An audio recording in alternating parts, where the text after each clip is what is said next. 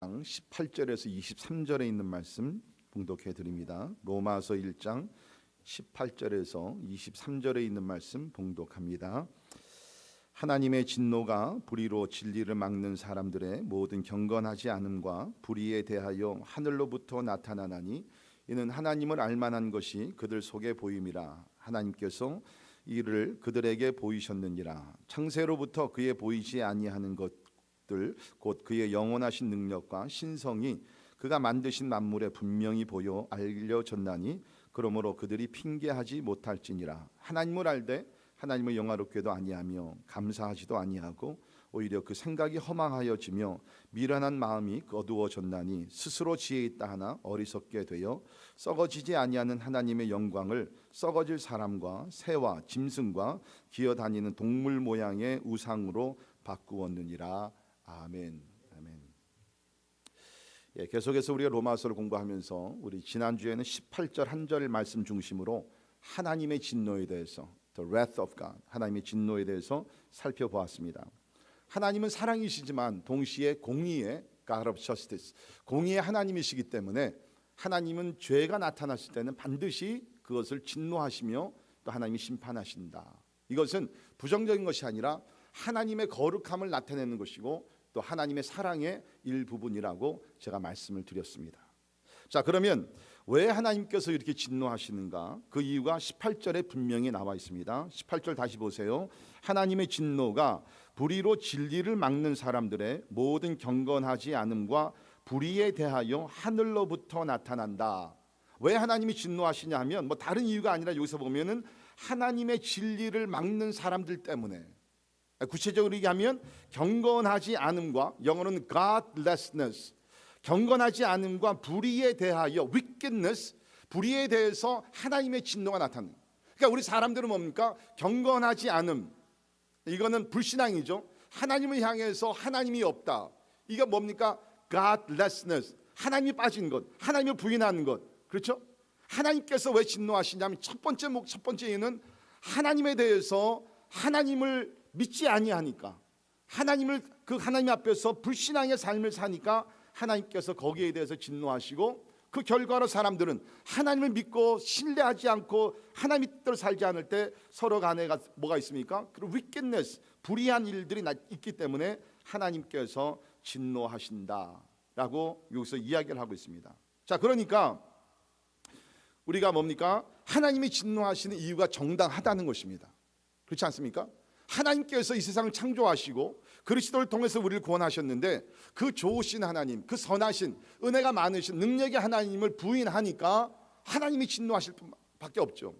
또 사람들이 서로를 향해서 악한 일을 하니까 하나님이 진노하시는 것이에요. 근데 이거 순서가 중요합니다. 경건하지 않음, 다시 말해서 sin of godlessness, 하나님 앞에서 불신앙의 죄가 결국에는 서로 간에 뭡니까? 불의를 가지고 온다는 것입니다. 불의를 갖고 온다. 여러분, 오늘날 우리가 살고 있는 이 시대를 생각해 보면 참으로 너무 악하지 않습니까? 너무 비인간적인 그런 일들이 많이 일어나죠. 이 모든 것의 뿌리가 어디 있습니까? 경건하지 않음의 죄라는 것입니다. The sin of godlessness. 이것이 사람들로 하여금 그렇게 참 비인간적이고 그러한 하나님과 사람에서 부끄러운 일을 많이 하게 된다는 것입니다. 자, 그런데 사도 바울은 이것을 도덕적이나 윤리적으로 이것을 이유를 가르친 것이 아니라 여기 보니까 하나님의 진노가 불의로 진리를 막는 사람들이란, 진리를 막는 사람들.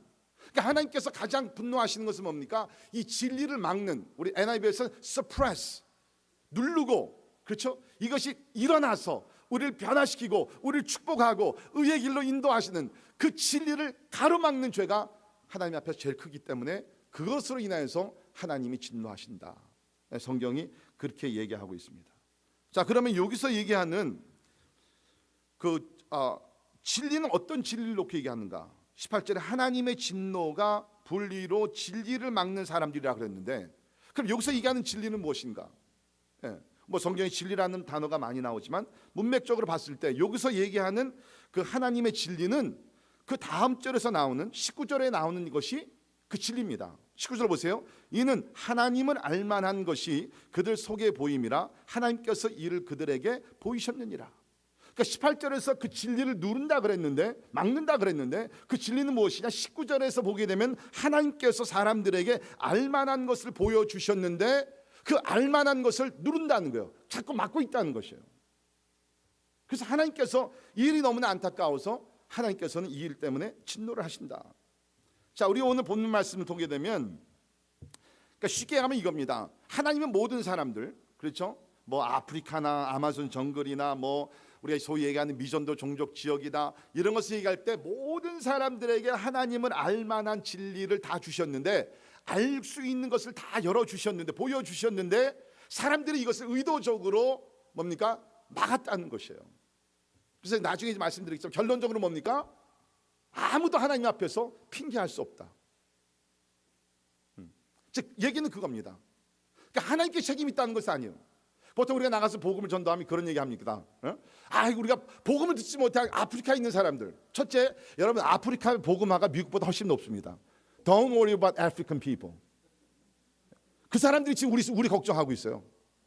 그러니까 복음을 듣지 못한 사람들, 오늘 여기 말씀이 나와요.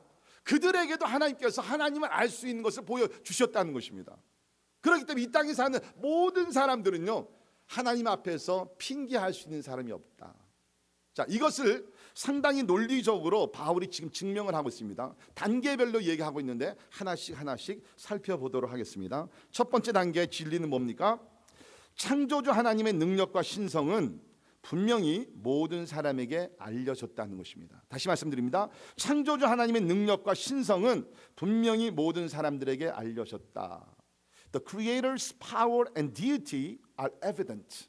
이것이 바울이 지금 얘기하는 첫 번째 진리입니다. 자, 19절 20절입니다. 이는 하나님을 알만한 것이 그들 속에 보임이라 하나님께서 그 일을 그들에게 보이셨느니라. 창세로부터 그의 보이지 아니하는 것들 곧 그의 영원하신 능력과 신성이 그가 만드신 만물에 분명히 보여 알려졌나니 그러므로 그들이 핑계하지 못할지니라. 자, 바울은 이 두 구절에서 몇 가지 중요한 사실을 밝히고 있는데요. 첫째는 하나님을 알만한 것이 사람들의 마음속에 이미 알려졌다는 것입니다. 다시 말씀드립니다. 하나님을 알만한 것이 사람들의 마음속에 이미 알려졌다는 것이에요. 여기 그 알만한 것이라는 단어는 알려진 것이라는 뜻입니다. 그래서 NIV에서는 What may be known about God is plain to them. 과거형을 썼는데요. What may be known, 이미 알려진 모든 것이 있는데, 하나님에 대해 알려진 것이 있는데 그것들은 뭡니까? It's plain to them. 복잡하고 가려진 것이 아니라 이것이 쉽게 분명히 나타난 증거로서 저들 가운데 있다는 것입니다. So plain. 복잡하게 생각하지 않고 신학을 공부하지 않더라도 모든 사람들이 so plainly 다 쉽게 알 수 있는 것, 하나님을 알 수 있는 것들을 하나님께서 모든 사람들 마음속에 주셨다는 거예요. 아마 여기서 바울은 아마 모든 인간들에게 주신 마음속에 있는 양심을 생각했는지 모르겠습니다. 여러분이 아마 그 칸트라는 사람 들어보셨을 텐데, 철학자죠.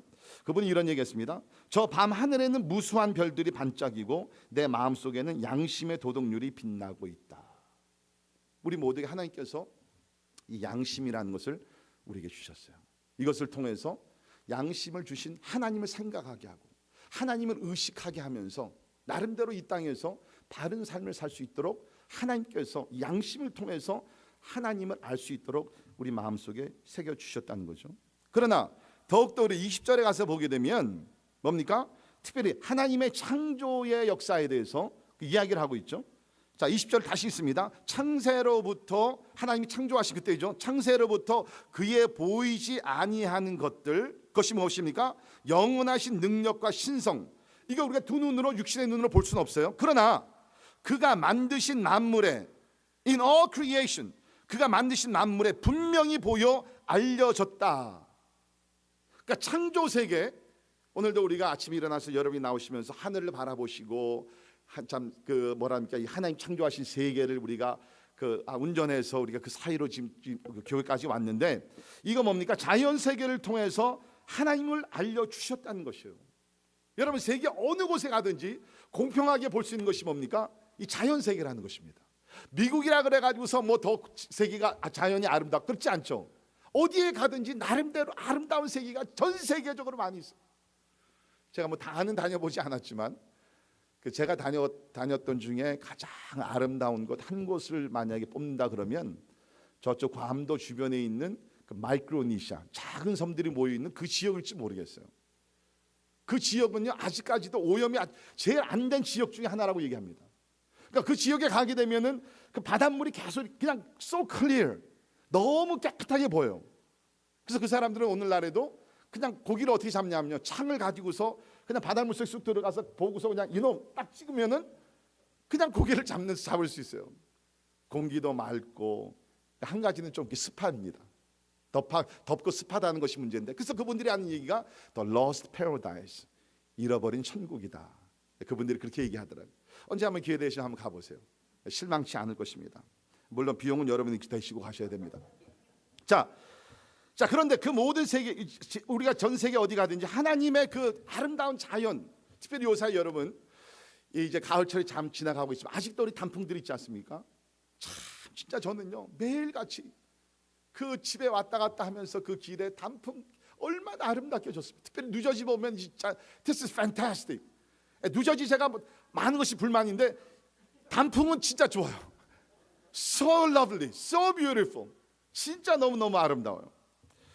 제가 어느 목사님 책을 읽으니까 한 번은 이제 그 한국에서 그 여행객들이 저쪽 알프스 산 쪽으로 이제 여행을 갔다고 합니다. 그래서 그 알프스 산 그 정상에 올랐는데 사람들이 다 그 관광객, 저는 뭐 가보지는 못했지만 갔다 오신 분들 계시죠? 그분들이 너무너무 그냥 아름다웠어. 와, 그냥 입이 착 벌어졌대요. 그렇지 않겠습니까? 우리 사진만 보더라도 그렇게 아름다운데 그 진짜 그 아름다운 그 하나님의 자연 속에서 막 감탄의 소리가 여기저기서 터지는데 그 가운데서 스님이 한 분 계셨대요. 그러니까 스님도 뭘 한마디를 해야 되는데, 그렇죠? 결국에는 그분이 하는 얘기가, 야, 이 세계를 누가 만드셨을까? 여러분, 그건 너무너무 자연스러운 것이에요. 오늘날 뭐 무신론자들이 있다 그러지만 무신론자들이 왜 있는 줄 알아요? 사실은 그 마음속에 하나님을 알게 하는 것이 있어요. 그런데 그걸 오늘 18절에 있는 말씀대로 suppress, 누르고 부인하는 것이지, 사실은 하나님께서 이 자연 계시를 통해서 하나님을 밝혀주신 줄을 믿습니다. 자, 여기를 보게 되면 20절에 그가 만드신 만물, NIV에서는 what has been made, 이 말이, 이 표현이 헬라어에서는 한 단어입니다. 헬라어에서는 포이에마라는 단어입니다. 포이에마. 이 포이에마라는 단어에서 우리 영어에서 시를 뭐라고 그러죠? 폼이라고 그러죠. 네. 그 영어의 폼이라는 단어가 여기 헬라의 포이에마라는 단어에서 파생이 된 것입니다. 그러니까 쉽게 얘기하면 자연 세계는 뭡니까? 하나님의 시라는 거예요. 하나님의 시. That's a divine poem. 그러니까 우리는 자연 세계를 보면서 하나님의 시를 읽을 수가 있다는 거예요. 여러분, 시라는 것은 뭡니까? 그 시인의 생각과 능력과 지혜를 나타내는 것이 그 포em, 시 아닙니까? 그러니까 우리 하나님의 자연 세계를 보면서 뭐를 읽어야 돼요? 그 시인의, 창조주 하나님의 능력과 실력을 우리가 참 감탄을 하면서 무엇보다도 찬양해야 될 줄을 믿습니다. 그러니까 우리 그 유명한 찬양 뭐예요?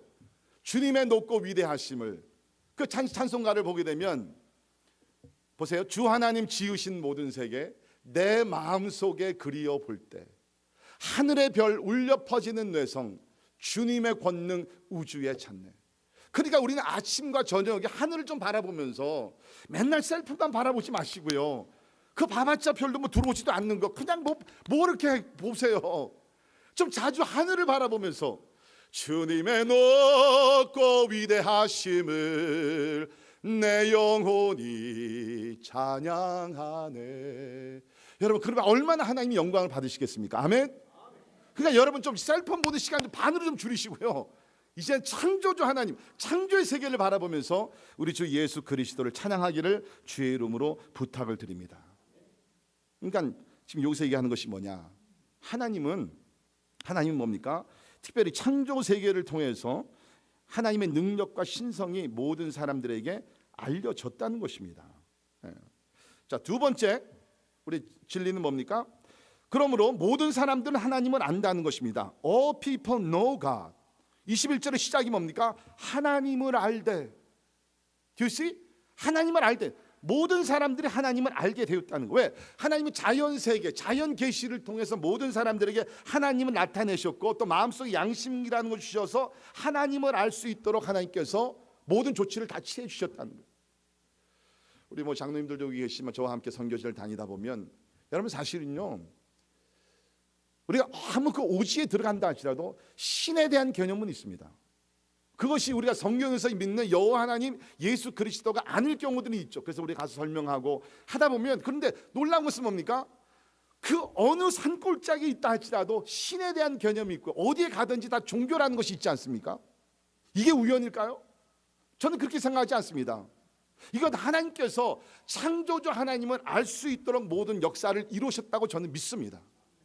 모든 사람들이 하나님을 알고 있다는 것이에요. 근데 어떤 사람들은 그걸 인정하고 어떤 사람들은 그걸 믿고 어떤 사람들은 18절에 나온 대로 그것을 막아버린다는 것이에요. 하나님이 어디 있어? 그런 식으로. 여러분 참 희한한 것은 사람들이요 굉장히 강한 것 같지만 이렇게 위기를 당하게 되면 그냥 입에서 나오는 말이 있죠. 그 얘기가 뭡니까? 하나님 도와주세요. God help me. 우리 아까도 기도했지만 진짜 우리 하나님께서 지금 미국과 특별히 한국을 도와주셔야 합니다. 여러분 진짜 기도 많이 하셔야 돼요. 지금 누구를 우리가 손가락질할 때가 아니에요. 특별히 우리 한국 지금 대통령을 손가락질할 때가 아니에요. 물론 조사를 받고 그 공의가 드러나야 되고 다 드러나야 되지만 지금 백성들이 할 것은 뭡니까? 자기 위치에서 그저 책임을 다하고 기도를 하면서 하나님께서 나를 바로 세워주시기 위해서 기도해야 된다고 저는 믿습니다. 저는 확신해요. 이 위기도 하나님의 은혜 가운데서 반드시 우리가 극복하며 나가게 될 줄을 믿습니다. 왜 그러냐고요? 지난 우리가 나라를 우리가 60, 70년 동안 하나님이 보호하셨잖아요. 그 많은 전쟁과 위협과 그 어려움 가운데서도 하나님의 은혜 가운데서 잘 살아남았잖아요. 이번 위기도 하나님의 도우심 가운데서 우리가 살아남게 될 줄을 믿습니다. 자, 그래서 하나님은 그 모든 사람들이 하나님을 안다는 것이에요. 근데 그거를 의도적으로 자꾸 부인하려는 것뿐이지 사실은 그 마음속에 하나님을 아는 마음이 있다는 것이에요. 자, 세 번째 진리는 뭡니까? 그러나 사람들은 하나님을 알면서 영화롭게 하지 않았다는 사실이죠. But people did not glorify God. 그래서 오늘 말씀을 보게 되면 21절에 하나님을 알되 하나님을 영화롭게도 아니하며 감사하지도 아니하고 오히려 그 마음이 허망하여지며 미련한 마음으로 어두워졌다라고 얘기했습니다. 하나님을 알면 그 창조주 하나님이 영화롭게 해야 되고 감사해야 되는데 사람들이 그 반대로 죄에 빠져가지고서 하나님을 영화롭게 아니했다는 것입니다. 자, 여러분 우리가 그 세례를 받을 때 그 세례 공부를 하고 그 세례 문답이라는 것이 있죠. 그래서 우리가 이제 공부를 하고 이제 질문을 하고 답을 하시고 이제 그렇게 되면 이제 세례를 받게 되는데, 물론 중요한 것은 개인의 신앙이 먼저지만 우리가 그 세례 문답에서 첫 번째 질문이 있죠. 그것이 뭡니까? 사람의 제일 되는 목적이 무엇입니까? What is the chief end of man? 사람의 그 목적, 사는 목적, 제일 되는 목적이 무엇입니까? 그럼 바른 답은 뭡니까? 하나님을 영화롭게 하는 것과 영원토록 그를 즐거워하는 것입니다. 우리 시편 66편 1, 2절에 있는 말씀이죠. 하나님을 영화롭게 한다. 그러니까 우리 사람들의 가장 제일 우선적인 목적은요, 내가 잘 먹고 잘 사는 게 아니에요. 내가 잘 먹고 잘 살고 내가 성공하고 그런 것이 아니라 하나님을 영화롭게 하는, 하나님은 그 목적을 위해서 우리를 하나님의 형상대로 창조하셨고 죄로 인하여서 죽었던 우리를 그리스도 안에서 살리시사 다시 한번 하나님을 영화롭게 하기 위해서 우리를 불러주심을 믿습니다. 그래서 우리 이사야에 있는 말씀 보게 되면 이사야 43장 같이 읽도록 합니다. 시작. 내가 북쪽에게 이르기를 내놓으라, 남쪽에 이르기를 가두어 두지 말라. 내 아들들을 먼 곳에서 이끌며 내 딸들을 땅 끝에서 오게 하며 내 이름으로 불려지는 모든 자 곧 내가 내 영광을 위하여 창조한 자를 오게 하라. 그를 내가 지었고 그를 내가 만들었느니라. 아멘. 특별히 마지막 부분, 내 이름으로 불려지는 모든 자 곧 내가 내 영광을 위하여 창조한 자. 꼭 기억할 수 있기를 바랍니다. 하나님이 왜 우리를 창조하셨느냐? 하나님의 영광을 위해서 우리를 창조했다는 것입니다. 그런데 사람들은 이것을 깨닫지 못하면서 뭡니까? 하나님께 영광을 돌리지 아니하는 그러한 죄에 대한 삶을 살고 있다는 것입니다. 참 저는요, 뭐 믿지 않는 사람들은 어떤 면에서 이해가 되죠. 아직 하나님을 모르니까. 근데 제가 마음이 막 안타까웠고 막 어떨 때는 진짜 거룩한 분노가 일어나는 때가 어디 때냐면, 이런 성경의 말씀을 아는 사람들 가운데서, 그렇죠? 진짜 우리가 하나님의 영광 위에 창조를 받았고 영광 위에서 구속함을 받았는데, 그런데도 불구하고 아직도 삶의 중심이 뭐예요? 자기 영광이에요. 진짜 어떻게 해서라도 하나님의 영광을 살아야 되는데, 자기의 성공과 자기의 안일함과 자기의 편안함과 자기의 무슨 인기와 이런 것들 때문에 그냥 믿는 것도 자기를 위해서 믿는 것. 초보적인 신앙은 이해가 되죠. 아직 모르니까. 그러나 교회를 이제 5년 10년 이제 집사 장로 권사가 됐으면 좀 이제는 그것을 알고서 그 초보적인 신앙에서 벗어나서 하나님의 영광 위에 살아가야 되는데, 기도를 보나 사역의 궁극적인 목적을 보나 모든 것을 보게 되면 하나님의 영광이 아니라 자기의 영광. 그래서 자기의 영광이 이루어지지 않으면 낙심하고, 같은 죄를 우리가 범하고 있다. 구원을 받은 사람들인데도 아직도 하나님의 영광을 살지 못하는 사람들을 볼 때 참 제가 여러분, 제가 지금 뭐 누구를 정죄하고 그러는 것이 아니에요. 그것이 아니라 저는 사실 뭡니까? 이 말씀을 묵상을 하면서 준비하면서 눈물을 흘리면서 회개한 것이 뭐냐면 목사들의 죄예요.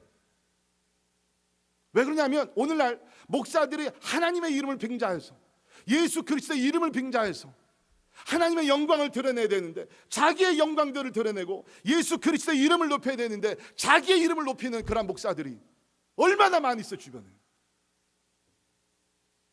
하나님이 얼마나 슬퍼하시겠습니까? 여러분 기억할 수 있기를 바랍니다. 하나님이 가장 싫어하는 것 중에 하나가 뭔지 알아요? 하나님의 영광을 가로채는 사람들. 제일 싫어요. 여러분 하나님께서 천사를 창조하셨죠. 여러분 천사는요 피조물입니다. 하나님과 같은 존재가 아니에요. 여러분 오해하지 마세요. 하나님께서 천사를 만드셨어요. 그런데 이 천사 중에 타락한 천사가 생기게 되죠. 왜 타락을 했습니까? 자기가 하나님같이 되려고 하나님의 영광을 자기가 빼앗는 것이에요. 그래서 우리 성경을 보게 되면 하나님께서 그러한 천사들 하나님께서 진노하셔가지고서 결국에는 뭡니까? 사단이 되었다고 이사야 14장에서 기록을 하고 있어요. 그리고 마지막 날도 보면요, 요한계시록 16장 8절 9절에 보면 이런 말씀이 있습니다. 넷째 천사가 그 대접을 해에 쏟으며 해가 권세를 받아 불로 사람을 태우니 사람들이 크게 태움에 태워진지라. 이 재앙들을 행하는 권세를 가지신 하나님의 이름을 비방하여 또 회개하지 아니하고 주께 영광을 돌리지 아니하더라. 마지막 날 불로 심판을 받는 사람이 누굽니까? 회개하지 아니하고 주께 영광을 돌리지 않는 사람들. 죄송하지만 저도 목사 중에 한 사람이지만 저도 이런 거룩한 두려움을 가지고 살아요. 행여나 내가 하나님의 영광을 가로채며 하나님께 영광을 돌리지 않는 목회를 하다가 하나님 앞에 버림을 받으면 어떻게 할까? 여러분 이거 심각한 얘기입니다. 제가 부탁을 드립니다. 진짜 특별히 예수를 믿어서 구원 받으신 분들, 여러분의 영광, 여러분의 목적, 내가 원하는 것을 사는 것이 아니라 하나님의 영광을 살기를 주님의 이름으로 축원합니다. 그러니까 저는 좀 이렇게 얘기하고 싶어요. 우리 신앙이 좀 약하신 분들은 그냥 좀 이렇게 잘 이해해서 들으시고요. 우리의 영광은요 망가져도 that's okay. 그러나 하나님의 영광만은 지켜야 될 줄을 믿습니다. 저는 뭐를 보고 싶냐면요, 나의 영광은 망가지더라도 괜찮은데 하나님의 영광이 가려졌을 때 그것이 막 분노가 돼가지고서 가만히 있지 못하면서 참 그거를 보고 싶어요. 근데 우리는 반대잖아요. 하나님의 영광을 가리고 있더라도 well, that's his business. 그럼 뭐 하나님이 알아서 하실 것이지. 그런데 내 영광에 데미지가 조금만 가게 되면 가만 못 있죠. 이게 바뀌어야 되는 거예요. 하나님의 영광을 위해서 몸부림치며 하나님의 영광을, 사도 바울이 뭐라 했어요? 먹든지 마시든지 다 하나님의 영광을 위해서 하라. 아멘. 부탁드립니다. 하나님의 영광을 위해서 하십시오. 기도하는 것도 하나님의 영광을 위해서 기도하시고 먼저 그 나라와 그 일을 구하라. 그러면 이 모든 것을 너에게 더하여 주시리라. 하나님의 영광을 구하는 자, 하나님께서 영광으로 여러분의 삶을 축복해 주실 줄을 믿습니다. 지난주 수요일날 캅스가 이기고 그 다음 며칠 후에 그 시카고에서 그 셀러브레이션 500만 명이 모였다. 500만 명. 와, 대단하더라고요. 500만 명이 모였는데 그 이제 나중에 뉴스 보니까 이제 그 셀러브레이션 하면서 컵스 플레이어들이 한 사람씩 감독이라 나와가지고 자기 이제 그 소감을 이렇게 쭉쭉 얘기하더라고요. 뭐 아주 뭐 신난 날이죠. 근데 그때 이제 거의 마지막으로 나온 선수가 누구였냐면 벤 조브리스트라는 이번 월드 시리즈의 MVP입니다. 최고 우수 선수입니다. Most Valuable Player. 근데 저도 잘 몰랐어요. 근데 이번에 알게 됐는데 이 선수는 작년 캔사스시티 팀이 우승할 때 그 팀에 있었고요. 프리 에이전트가 돼서 올해에 시카고 컵스로 왔다고요. 근데 여러분 그 게임 기억나세요? 게임 마지막까지 보신 한번 손 들어보세요. 마지막까지 보신 분. 오, 몇 분 계시네. 아마 대부분의 여러분들이 이제 그 컵스가 8회 6대 6이 됐습니다. 5대 1로 이기다가 이제 6대 6 타이가 됐는데 동점이 됐는데 동점이 되고 나서 그 다음에 무슨 일이 있었어요? 비가 왔어요. 하나님께서 개입하셔서 이 클리블랜드가 너무 잘하고 치고 올라오니까 얘들아 잠깐 쉬어라 하고서 하나님께서 비를 한 17분 동안 내리셔가지고서 잠깐 멈췄죠. 그게 터닝 포인트였습니다, 사실은. 예. 그래서 이제 17분 쉬고 양 팀의 선수들 다시 나와가지고서 시카고 이제 컵스 플레이어가 안타를 치고 나갔고 그 다음 선수가 이제 플라이볼을 쳐가지고서 퍼스트에 있던 사람이 지혜롭게 행동을 잘해서 세컨드 베이스로 지금 이제 갔습니다. 예. 그래서 지금 원아웃에 맨한 세컨드 베이스. 예, 지금 중계합니다. 잘 들으세요. 그런데 그 다음 타자가 잘 치는 선수예요. 그러니까 저쪽에서 일부러 이 사람을 포볼로 해가지고서 퍼스트 베이스로 가게 만들었어요. 그러니까 원아웃, 퍼스트 앤 세컨드 베이스. 그 다음에 나온 사람이 바로 벤 조브리스트라는 선수입니다. 여러분 생각해 보세요. 자기를 우습게 생각을 해가지고서 자기 앞에 있는 사람 먼저 보내고 자기를 잡겠다는 거 아닙니까? 그 프레셔가 얼마나 많았겠어요. 이 선수가 이 왼쪽 그 히러였는데 왼손잡이였어요. 이 왼손잡이도 괜찮더라고요. 그러니까 왼손잡이니까 대부분의 수비들이 오른쪽으로 신경을 썼죠. 예, 그랬는데 이 친구가 탁 보니까 저쪽 반대편이 비인 거예요. 그래가지고 이거를 밀어치면서 서드 베이스 라인으로 딱 쳤는데, 야 그게 그냥 싹 빠져나가지고서 결국에는 6대 6에서 7대 6이 됐어요. 결국에는 그 친구가 이제 그 월드 시리즈에서 최고 우수 선수상을 탔는데, 그러니까 나와가지고서 스피치를 하는 거예요. 그때 뭐 상황 어떻고 모르니. 그때 이 친구가 딱 얘기하면서 하는 얘기가 뭐냐면, 왜 하나님께서 나에게 이런 영광을 누리게 하는지 모르겠습니다. 저에게는 작년에도 이런 영광을 누렸는데 올해는 더 큰 영광을 누리게 했습니다. 모든 것이 하나님의 은혜입니다. 그리고 나와 함께 팀을 같이 해줬던 동료들이 같이 하는 것입니다. 이건 내가 혼자 받는 최우수 선수상이 아니라 이건 팀 전체가 받는 최우수 선수상입니다. 그러면서 한 2, 3분을 가량 하나님의 은혜를 이렇게 너무 자연스럽게, 그 진짜 주님의 이름을 모든 사람들이 존경을 받을 수 있는 간증을 그렇게 하더라고요. 바로 그겁니다, 여러분. 그 순간에 대부분 다 자기를 높이고 뭐 어쩌고저쩌고 하지만 그 순간에 자기는 낮추고 예수 그리스도의 영광을 드러내는, 여러분 바로 그것이에요. 우리는 이 땅에서 성공적인 삶을 살아야 합니다. 여러분이 공부도 잘하시고 사업도 잘하시고 또 직장 생활도 열심히 하시고, 그러나 이 모든 것들이 이루어질 때 뭐를 하셔야 돼요? 여러분 하나님의 영광을 높이시기를 주님의 이름으로 축원합니다. 이게 하나님이 원하신. 자, 그런데 사람들은 뭡니까? 하나님은 모든 것을 알게 하셨는데 여기 보니까는 하나님을 영화스럽게 하지 않을 뿐만 아니라 한 걸음 더 나아가서 22절 23절에 보면 스스로 지혜에 따라 어리석게 되어 뭐를 했어요? 23절 보세요. 썩어지지 아니하는 하나님의 영광을 썩어질 사람과 새와 짐승과 기어다니는 동물 모양의 우상으로 바꾸었다. 다시 말해서 하나님을 섬겨야 되는데, 하나님을 예배해야 되는데, 하나님을 영광스럽게 해야 되는데 그렇게 하지 아니하고 대신에 처음에는 누구를 섬겼어요? 사람을 섬겼어요. 그 다음에는 뭡니까? 희한하게 동물들, 버러지들, 그런 것들을 만들어 놓고 우상을 만들어 놓고 우상 숭배를 했다는 것이에요. 보통 우리 종교학에서는요 이렇게 설명을 합니다. 사람들이 원래는 이러한 원시적으로 이러한 동물과 새와 뭐 이런 것들을 섬기다가 그 다음에 이제 사람을 이렇게 우상시했다. 성경은 그렇게 얘기 안 해요. 처음에부터 뭡니까? 사람을 우상시했다는 것이에요. 그러면서 더욱더 타락해지게 되면서 동물들, 그전 번역에는 진짜 버러지라고 나오는데 그 더럽고 추한 것들을 신으로 모시면서 그 앞에 엎드려 가지고서 복을 빌. 사람들이 지혜로운 것 같지만 그렇게 어리석다는 거예요. 아마 여러분들 생각에 목사님, 그러나 우리가 지금 21세기에 살고 있는데 21세기에 이런 일들이 어디 있습니까? 그냥 그건 산골짜 옛날에 우리 어른들이 그 조상들이 다 하던 짓이지. 여러분 그 사실 아세요? 여러분과 제가 살고 있는 21세기가요, 그 어느 세기보다 가장 우상과 무당과 이런 것들이 가장 지금 활발하게 역사하고 있다는 거예요. 좀 오래된 그런 그 데이터지만 2005년도 우리 한국의 그 인구 조사를 보게 되면요, 그 무속인이라 그런가, 뭐 무당 이런 사람들 인구가 얼마나 많은 줄 알아요? 10만 명. 더 놀라운 것은 매해 몇몇 명씩 더 많아진다는 거예요. 제가 몇 년 전에 한국에 가서요, 저쪽에 뭐 영등포하고 뭐 몇 군데 이렇게 다니면서 우리 전영재 성의사님과 같이 다니면서 이렇게 볼 일이 있었는데, 근데 놀라운 것은요, 사이사이 골목길들마다요, 그 뭐라 그래, 그 토정 비결이라거나, 우리 김상훈 씨가 그걸 잘 아시죠? 점집,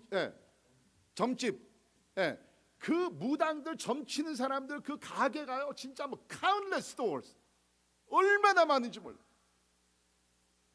요사이는 젊은이들 그렇게 무당집을 많이 찾아간대요.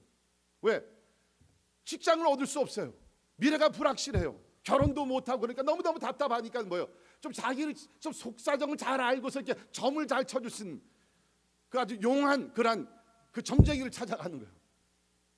그래 한국 보니까 언제 많은 사람들이 이렇게 찾아오느냐 하면 이 학생들 시험 볼 때, 대학 시험을 앞두고 부모들이 가서 점을 치고 뭐 난리를 다.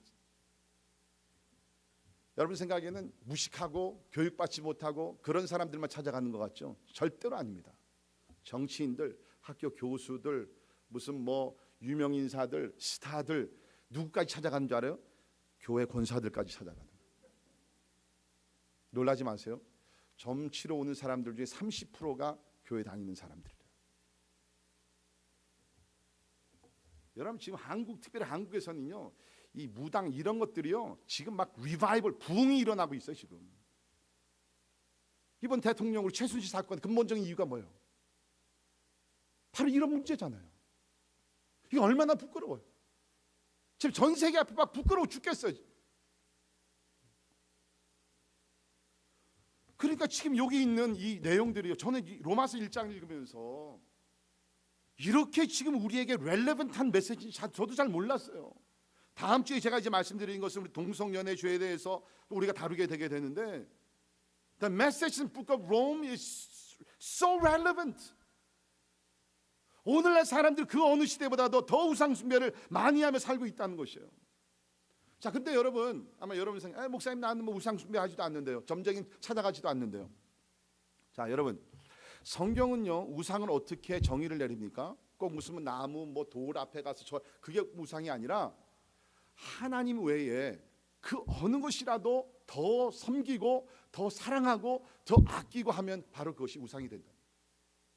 제가 가만히 생각해 보니까 우리 현 시대, 특별히 미국과 같은 이러한 그 나라에 사는 사람들에게 우상이 어떤 우상들이 있는가? 제가 생각을 해보니까요, 두 가지 우상이 현저하게 드러난. 첫 번째는 뭐냐면 탐심, greed. 두 번째는 self, 자기 자신, 내 자신이 우상이 되는 거예요. 제 얘기가 아닙니다. 우리 골로새 3장 5절에 있는 말씀 보면, 우리 같이 한번 읽을까요? 골로새 3장 5절 시작. 그러므로 땅에 있는 지체를 죽이라. 곧 음란과 부정과 사욕과 악한 정욕과 탐심이니 탐심은 우상 숭배니라. Do you see? 탐심은 우상 숭배니라. 탐심이 뭡니까? 자기를 위하여 부하려는 마음과 자기의 분수에 넘는 욕심을 내는 것이 바로 탐심입니다. 하나님은 분명히 우리가 그리스도 예수 안에서 모든 것을 누릴 수 있는 감사하는 마음을 주셨는데도 불구하고 거기에 대해서 불만족을 해가지고서 욕심을 덮는 거예요. This is not enough. 내가 10,000불만 더 있으면, 50,000불만 더 있으면, 우리 집이 조금만 더 컸으면, 자동차 안에 조금 더 좋은 차를 달고 다니면, 저 유명한 브랜드네임 옷을 좀 가방을 내가 들고 다녀야 되겠는데, 그 마음에 하나님이 주시는 평강과 그 만족과 이런 것이 없고 늘 불만이에요. 그러니까 뭡니까? 우리 하나님을 통해서 만족하는 삶, 감사하는 삶을 살아야 되는데 그 하나님이 만족을 주시지 못한 거하고 다른 것에 대한 욕심이 더 사랑이 더 많이 가는 거예요. 그러니까 뭡니까? 이것이 성경에서는 우상 숭배라고 얘기하고 있다. 사랑하는 성도 여러분, 뭐 여러분께서 열심히 일을 하셔가지고서 우리가 하나님께 드릴 거 다 드리고 우리가 이웃을 살필 거 다 살피고 하면서, 그렇죠? 우리가 남은 것을 가지고서 내가 뭐 화려하게 아니에요. 그렇죠? 그건 낭비입니다. 우리 그리스도는 낭비하는 삶을 살면 안 돼요. 필요한 것들은 내가 채우지만, 그렇지 않습니까? 그냥 적당하게 우리가 살면 되는 것이에요. 그런데 꼭 그 누구랑 비교해, 누가 뭐 요번에 1,000불짜리 가방을 들었는데 하면서 나도 가서 꼭 그것을 들어야 되고, 이게 바로 탐심이라는 거예요. 그것이 성경에서는 우상숭배라니까요. 우상숭배. 여러분, 탐심을 이길 수 있는 길은 성경에서 한 가지가 있다고 얘기합니다. 그것은 자족이라는 것입니다. contentment, 자족. 어떤 상황 환경 속에서도 자족하는 마음. 우리 빌립보서 4장 11절에 있는 말씀 보면 바울이 이렇게 얘기했어요. 내가 궁핍함으로 말하는 것이 아니라 어떠한 형편에든지 나는 자족하기를 뭐 했다고요? 배웠다는 거예요. 그러니까 자족이라는 것은요, 여러분 배워야 돼요. You have to discipline yourself. You have to learn about this. 자족하는 것을 배우셔야 돼요. 배우셔야 돼요. 저는 제가 자족하는 것을요, 한국에서 국민학교 5학년 끝나고 6학년 올라가면서 배웠어요. 그게 뭐냐면, 우리 교회 이제 여러 차례 들어서 다시 설명은 안 하지만, 저희 아버님이 크게 사업을 잘 하시다가 제가 5학년 끝나고 6학년 올라갈 겨울방학 때 망하셨거든요. 그 모든 그 화려한 삶 하룻밤에 다 날아갔어요. 말 그대로 진짜 literally 다 잃어버렸어요. 그리고 나서 우리가 살게 되는데, 거기서 자족을 배우게 되더라고요. 저는 진짜 I'm forever grateful. 제가 지난번에 우리 아버님 만나서 한번 그런 얘기를 드렸어요. 아버님, 저는 아버님이 저에게 남겨주신 유산 중에 하나가 뭐냐면, 아버님께 대단히 미안하지만 아버님 사업에 망하셔서 우리에게 진짜 하나님을 알게 하시고 삶의 교훈, 그 놀라운 교훈을 남겨주셨습니다. 저는 그 어려운 그 몇 년 동안에 그야말로 바닥을 치는 그런 경험이 있었기 때문에 저는요 너무너무 감사하고요, 한 번도 잘 살아봤기 때문에 부러운 것도 없고, 진짜로. 뭐 그때 우리 베드룸이 10개가 있었거든요. 안 놀래요? 60년대 베드룸이 10개, 한국에 성북동에 놀라운, 지난번에 가니까 스위스 대사가 살고 있더라고 이 집에. 부러운 것도 없어요. 여러분 살다 보면 그런 날 하나 주셔요. 바닥도 기어봤어요. I know. 얼마나 감사한지 몰라. 근데 자족은요 배워야 돼요. 자족하기를 배운 놈이 나는 비천에 처할 줄도 알고 풍부에 처할 줄도 알까. 어떤 사람들 우리 그리스도는 항상 가난해야 된다. No, that's not spirituality. 그 영성이 아니에요. 바울도 보기에는 풍부할 때가 있었어요. 그러나 뭡니까? 모든 일 곧 배부름과 배고픔과 풍부와 궁핍에도 처할 줄 아는 일체의 비결을 again 배웠노라. 그 배움의 그 진리가 뭡니까? 같이 따라합니다. 시작. 내게 능력 주시는 자 안에서 내가 모든 것을 할 수 있느니라. 아멘. 오늘날 이 마지막 부분 대부분 운동선수들이 특별히 요새 지난 올림픽에서 뭐 신발에다가 어디에다가 막 다이빙 선수들이 하기 전에 내게 능력 주시지 않아서 내가 모든 것을 할 수 있습니다. 푹 들어가서 금메달 따고 막 그랬는데, 사실은요 뭐 나쁜 것은 아니지만 사실은 이게 흐름 속은 뭡니까?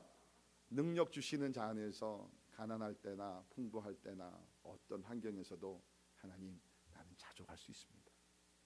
저 오늘 예배 참석하신 여러분들, 여러분 마음속에 뿌리를 내리고 있는 그 탐심의 뿌리가 빠져나오고 그 속에 하나님께서 자족의 은혜를 주시기를 주의 이름으로 축원합니다.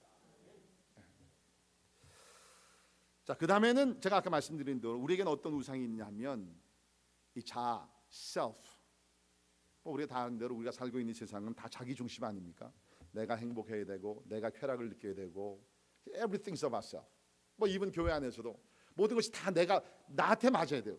목사님 설교가 나한테 맞아야 되고 찬양이 다 나한테 맞아야 되고 프로그램이 다 나한테 맞아야 되고 It's everything about self. 그 공동체를 생각하는 그런 개념, 하나님을 생각하는 개념, 좀 이것이 너무 다 약해요.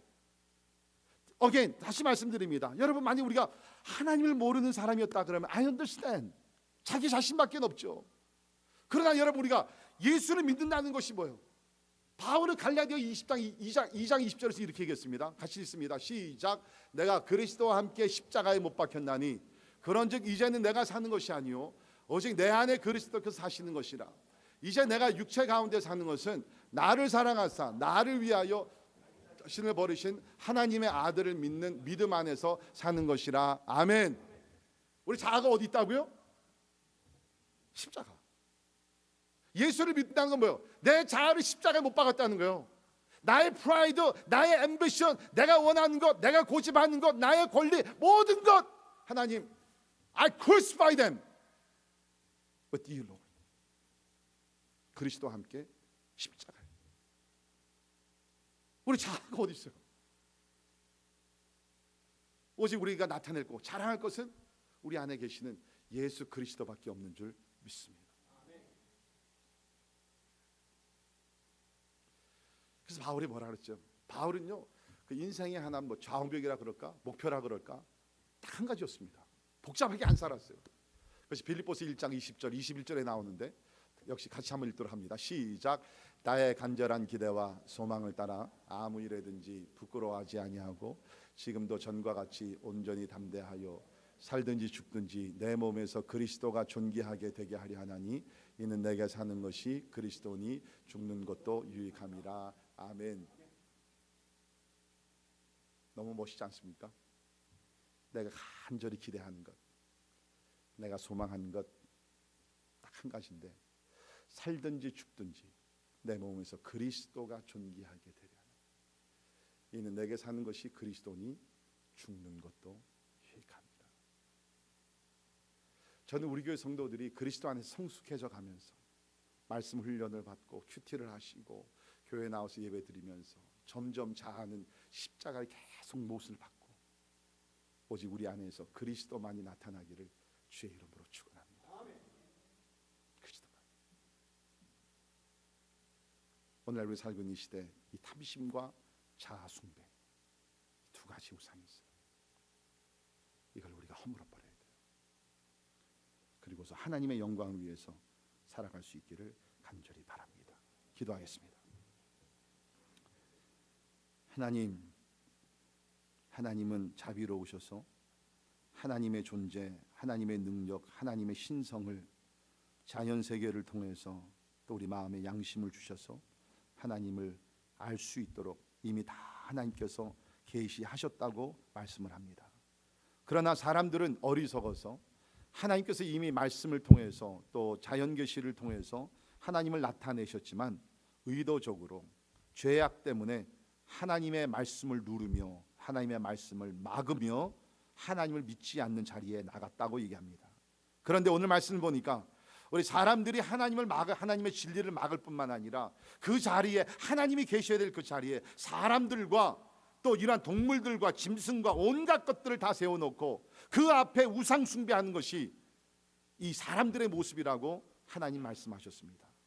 주님, 제가 기도하는 것은 혹시 오늘 예배 참석한 자들 가운데 아직도 우상 숭배를 하는 분들, 아직도 하나님의 말씀을 누리면서 하나님의 말씀을 거절하며 하나님의 말씀과 싸우면서 사시는 분들이 있으면 그 전능자 하나님 앞에 무릎을 꿇게 하시고 하나님의 진리를 통해서 예수 그리스도를 만나 빨리 구원받을 수 있도록 도와주시옵소서. 그러나 제가 기도하는 것은 주님, 로마서는 원래 믿는 자들을 위해서 기록한 말씀이라고 하셨습니다. 주여, 예수를 믿는다 그러면서 아직도 내 마음속에 탐심이 가득 차고 아직도 내 마음속에 나를 위한 삶이 너무나 강하면서 내가 우상이 되어 있는 그곳, 하나님이여 오늘 성령의 검으로서 하나님의 우상을 허물어뜨려 주시사 탐심이 있는 자리에 자족함을 주시고 내가 있는 곳에 예수 그리스도만이 있을 수 있도록 우리 하나님께서 변화를 허락하여 주시옵소서. 예수님 이름으로 간절히 기도하옵나이다.